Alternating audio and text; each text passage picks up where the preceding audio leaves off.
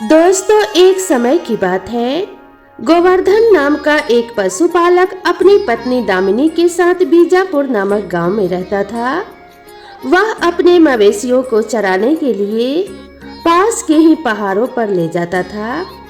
सारा दिन वहीं बिताने के बाद शाम को वह उनके साथ अपने घर को लौट आता था। एक दिन वह घर से निकलते समय अपने पत्नी से बोला, दामिनी, मैं मवेशियों को चराने ले जा रहा हूँ और शाम को लौटूंगा, तुम अपना ध्यान रखना। दामिनी बोली, अरे बिना कुछ खाए कहाँ जा रहे हो? पहले कुछ खा लो फिर चले जाना, मैंने नाश्ता तैयार करके रखा है। गोवर्धन बोला, हाँ मैं नाश्ता करके ही जाऊंगा, तुम मुझे थोड़ा ताजा मक्खन दे दो, तुमने कल रात मिट्टी के बर्तन में बनाया था। दामिनी ने पूछा, आप तो कभी मक्खन नहीं खाते, फिर आप मक्खन का क्या करोगे, इसे किसे खिलाओगे? इस पर गोवर्धन बोला, किसी को नहीं, रास्ते में भगवान कृष्ण की एक मूर्ति है और कोई भी उन्हें कभी कुछ नहीं चढ़ाता। मैंने सोचा क्यों ना आज उन्हें ताजा बनाया हुआ मक्खन अर्पित किया जाए, उनको भी बहुत अच्छा लगेगा। अब हमारे पास और कुछ तो है नहीं, कम से कम हम मक्खन तो चढ़ा ही सकते हैं। दामिनी बोली, यह तो अच्छा ख्याल है, लेकिन हमारे मवेशियों का भी ख्याल रखना।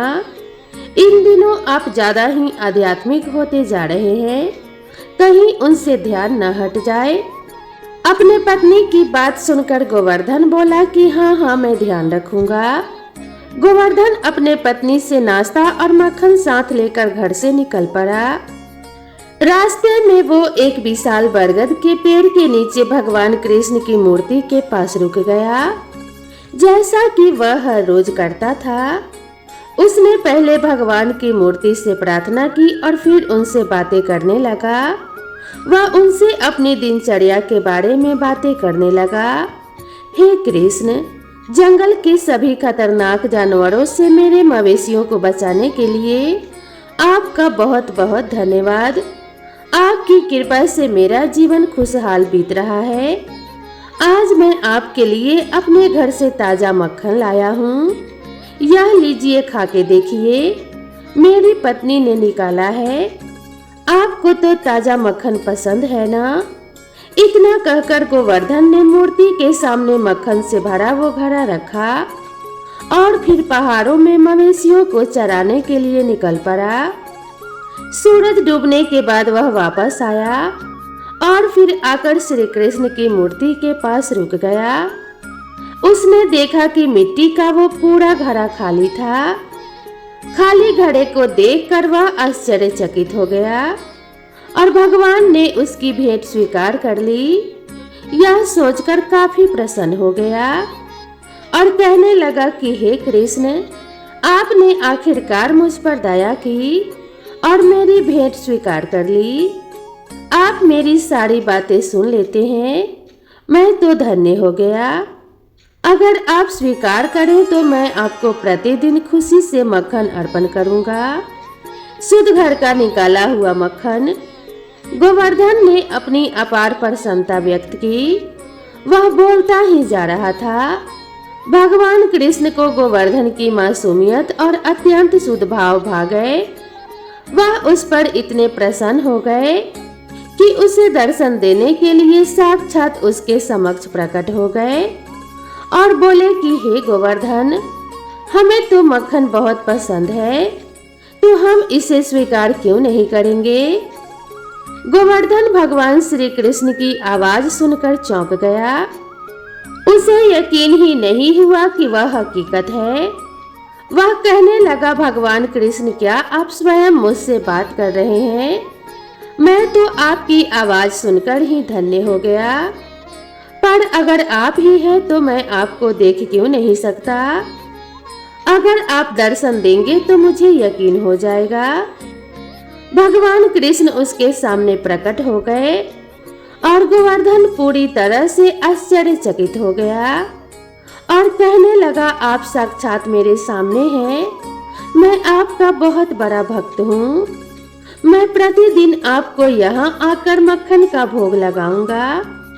इसके अलावा मैं आपके लिए और क्या कर सकता हूँ?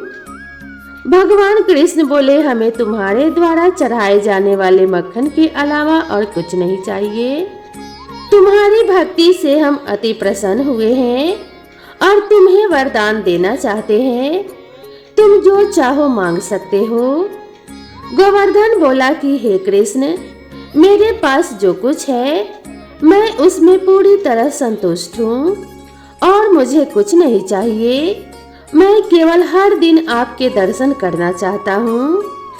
इस पर भगवान कृष्ण ने कहा कि ठीक है, हम तुम्हें यह वरदान देते हैं, लेकिन एक शर्त है। यह बात तुम कभी किसी को नहीं बताओगे। क्या तुम ऐसा कर सकोगे? गोवर्धन बोला, मैं आपसे वादा करता हूँ कि यह बात किसी को नहीं बताऊंगा। अब आप अनुमति दे तो मैं चलूं। बछड़े अपने माता की प्रतीक्षा कर रहे होंगे, उनके बिना वह विचलित होते होंगे। प्रभु भगवान श्री कृष्ण बोले कि जरूर जाओ गोवर्धन, लेकिन कल हमारे लिए ताजा मक्खन लाना मत भूलना। गोवर्धन बोला, जरूर ले आऊंगा प्रभु। भगवान ने मुस्कुराकर कहा कि ठीक है गोवर्धन, कल मिलते हैं। भगवान कृष्ण अंतर्ध्यान हो गए और गोवर्धन फिर से घर लौट आया। आज की घटना के बारे में उसने अपनी पत्नी तक को नहीं बताया, लेकिन अगले दिन फिर मक्खन का घड़ा लेकर वह घर से निकल पड़ा।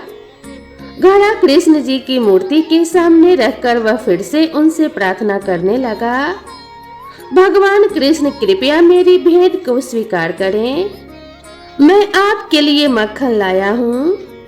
भगवान कृष्ण गोवर्धन के सामने आज फिर प्रकट हो गए। गोवर्धन के मन में एक शंका थी। उसने भगवान कृष्ण से पूछ ही लिया, प्रभु एक बात बताइए, आप हम सबके लिए हमेशा हाजिर हैं और आपने सभी भक्तों का ध्यान रखते हैं, लेकिन आप कभी एक शब्द नहीं बोलते और हर समय खड़े रहते हैं। आप थक जाते होंगे ना? आपको कभी कभी आराम भी कर लेना चाहिए। मैंने ठीक कहा ना प्रभु? भगवान कृष्ण बोले, गोवर्धन तुम पृथ्वी लोक के मनुष्य भी अजीब होते हो। जब तक भगवान जवाब नहीं देता तुम कहते हो कि भगवान का अस्तित्व नहीं है। अब जब हमने तुम्हें दर्शन दिए तब तुम ही हमें सुझाव देने लगे। बेहतर होगा कि कल से हम दर्शन ना दें। यह सुनकर गोवर्धन घबराकर बोला कि हे भगवान, मुझे आपकी चिंता होती है कि आप हर समय खड़े रहते हैं, बिल्कुल आराम नहीं करते। भगवान कृपया ऐसा ना करें, मुझसे गलती हो गई। आपको थोड़ी देर बैठने तक नहीं मिलता, आप थक जाते होंगे ना? यह सुनकर भगवान कृष्ण हंसते हुए बोले, तुम्हारी भक्ति के अलावा तुम्हारी मासूमियत ने भी हमारा दिल जीत लिया है। तुम्हारे इस प्रश्न का उत्तर हम तुम्हें एक उदाहरण देकर समझाते हैं। क्या तुम उदाहरण सुनने के लिए तैयार हो? गोवर्धन ने हाँ में अपना सिर हिला दिया। कृष्ण भगवान बोले, इस स्थान पर हम प्रतिदिन विभिन्न प्रकार के भक्तों को देखते हैं। हम चाहते हैं आज तुम भी यहाँ रुककर उन सभी भक्तों को देखो, लेकिन एक शर्त है कि तुम उन्हें हमारी उपस्थिति के बारे में नहीं बताओगे और किसी भी बात की प्रतिक्रिया नहीं दोगे। सिर्फ चुपचाप देखते रहोगे कि क्या हो रहा है। गोवर्धन बोला कि ठीक है प्रभु, लेकिन अगर मैं सारा दिन यहीं खड़ा रहा तो मेरे मवेशियों का क्या होगा? उनका ध्यान कौन रखेगा? कृष्ण जी बोले कि हम करेंगे तुम्हारे मवेशियों की देखभाल, इसकी चिंता तुम मत करो। जाओ, पेड़ के पीछे चले जाओ। इतना कहकर भगवान कृष्ण अंतर्ध्यान हो गए और गोवर्धन पेड़ के नीचे कहने लगा, मुझे बहुत खुशी है कि आपने मुझे पीछे जाकर इंतजार करने को कहा। और वह पीछे जाकर इंतजार करने लगा। वह सोच रहा था कि भगवान कृष्ण उसकी शंका को कैसे दूर करेंगे। कुछ समय बाद एक व्यापारी पैसों से भरी थैली लेकर वहां आया और हाथ जोड़कर इतना बड़ा वरदान दिया। उसने पैसे की उस थैली को मूर्ति के सामने रखा और प्रार्थना करने लगा, हे प्रभु, मैंने अभी अभी नया कारोबार शुरू किया है, कृपया उसमें अच्छे अच्छे मुनाफा का आशीर्वाद दें। उसने अपनी प्रार्थना पूरी की और उसके बाद अनजाने में ही बिना पैसों की थैली उठाए वहां से निकल गया। गोवर्धन यह सारा माजरा देख रहा था। उसने यह भी देखा कि वह व्यापारी पैसों की थैली वहीं पर भूल गया था। वह सोचने लगा, अरे यह व्यापारी अपने पैसे यहीं पर भूलकर चला गया। अब मैं उसे याद भी नहीं दिला सकता, क्योंकि मैं भगवान कृष्ण की किसी भी बात पर प्रतिक्रिया न देने की शर्त से बंधा हुआ हूँ। थोड़ी ही देर बाद एक गरीब आदमी आकर मूर्ति के सामने खड़ा हो गया और भगवान कृष्ण से प्रार्थना करने लगा, प्रभु, मैं बहुत गरीब हूँ, मेरे परिवार के पास खाने के लिए कुछ नहीं है और हम कई दिनों से भूखे हैं। मैं यहाँ आपकी शरण में आया हूँ क्योंकि आप लोगों का उद्धार करते हैं।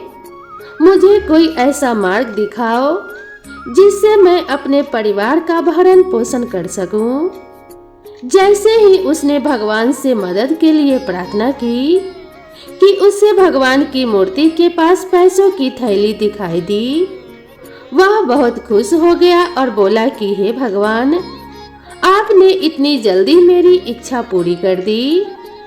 अब मैं इन पैसों से अपने परिवार का भरण पोषण कर सकता हूँ।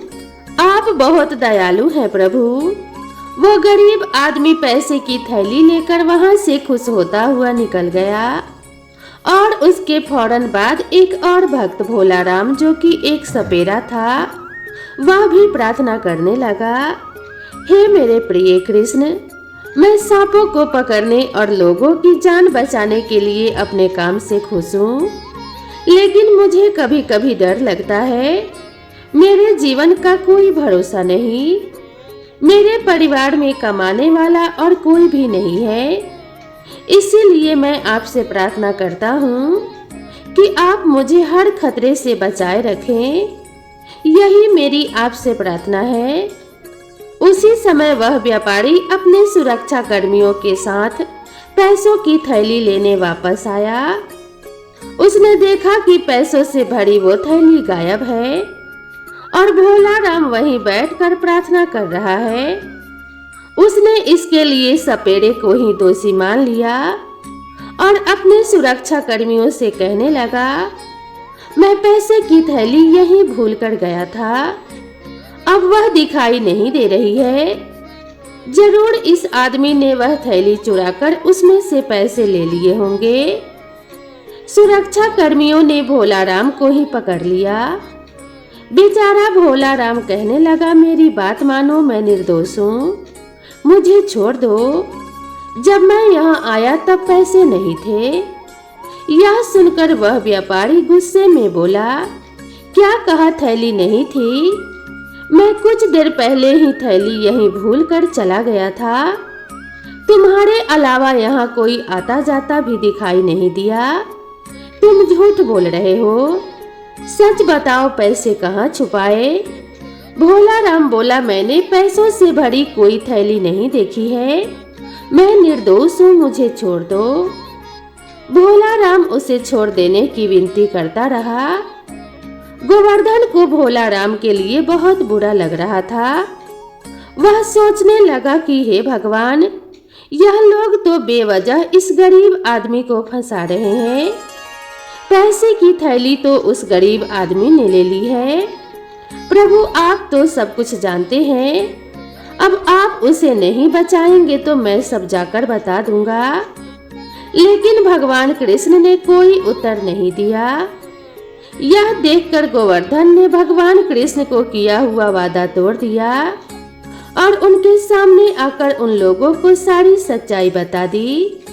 वह व्यापारी से बोलने लगा, भाई साहब, इस आदमी को छोड़ दो, इसने पैसे नहीं लिए हैं, यह निर्दोष है।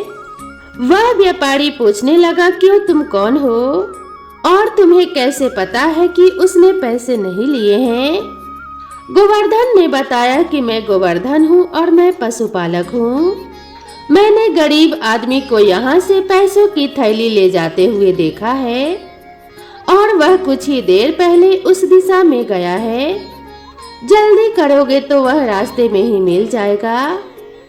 व्यापारी और उसके सुरक्षा कर्मियों ने उस गरीब आदमी को ढूंढ लिया और उसे पकड़कर उससे सारे पैसे वापस ले लिए।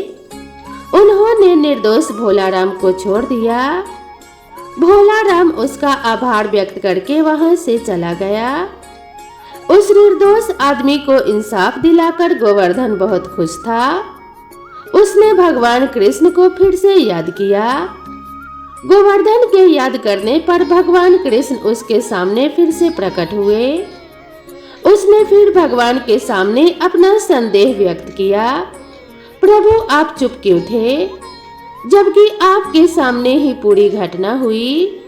जैसा मैंने किया आप भी तो इस समस्या का समाधान कर सकते थे, आपने कुछ क्यों नहीं किया?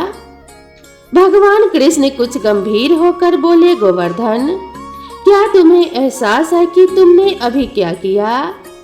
गोवर्धन बड़ी दृढ़ता से बोला, मैंने एक निर्दोष आदमी को बचाया क्योंकि मैंने सब कुछ देखा है। मुझे पता था कि पैसे की थैली उस गरीब आदमी ने ली थी, लेकिन निर्दोष भोलाराम को ऐसे अपराध की सजा मिलती जो उसने किया ही नहीं। इसीलिए मैंने आपकी शर्त तोड़ दी और एक निर्दोष आदमी को बचाने के लिए सच कहा। भगवान कृष्ण बोले, तुम्हें लगता है कि तुमने भोलाराम को बचाया, लेकिन वास्तव में तुम ही उसकी मृत्यु का कारण बन गए हो। जानते हो कैसे? गोवर्धन दुखी होकर बोला, भगवान क्या मैं उसकी मौत के लिए जिम्मेदार हूँ? वो कैसे? मुझे कुछ समझ में नहीं आया प्रभु। भगवान कृष्ण बोले, गोवर्धन हम जो भी कर्म करते हैं वे एक दूसरे से जुड़े हुए होते हैं। हमें सिर्फ अपने कर्म करते रहना है, लेकिन जो हो रहा है उसके खिलाफ जाने की कोशिश कभी नहीं करनी चाहिए, क्योंकि इससे आपदा ही आएगी।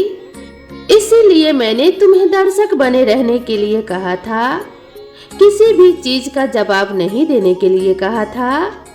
गोवर्धन चौंक कर बोला, पर भगवान मुझे तो इसमें अपनी गलती समझ में नहीं आई, कृपया मेरा मार्गदर्शन करें।